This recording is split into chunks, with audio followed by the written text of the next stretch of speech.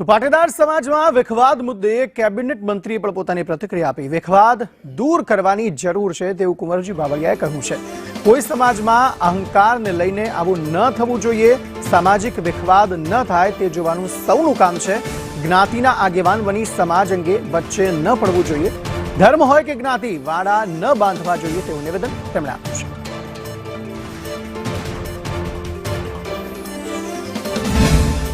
હું સમજુ ત્યાં સુધી આવા અમુક ધાર્મિક સ્થળો પર જે એને બાબતોને લઈને ઘણી વખત પોતાનો ઈગો સંતોષવા માટે થઈને જ્ઞાતિના એક આગેવાન તરીકે આગળ ધરીને આવા બનાવ બનવાનું કારણ હોય છે।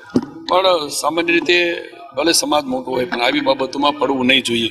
સૌ સમાજને સાથે રહીને ચાલવાનો આગ્રહ હોય અને રાજ્ય સરકાર પણ એ પ્રમાણે અને દરેક ધર્મોમાં પણ એ પ્રમાણે કહેવાયું છે। ત્યારે એવા વાડા ન બંધાય એવું અમે સામાન્ય રીતે પ્રયત્ન તો કરતા હોઈએ, પણ સ્વાભાવિક કોઈ એકાદ બે વ્યક્તિઓ પોતાના ઈગો સંતોષવાને કારણે આવું થતું હોય છે।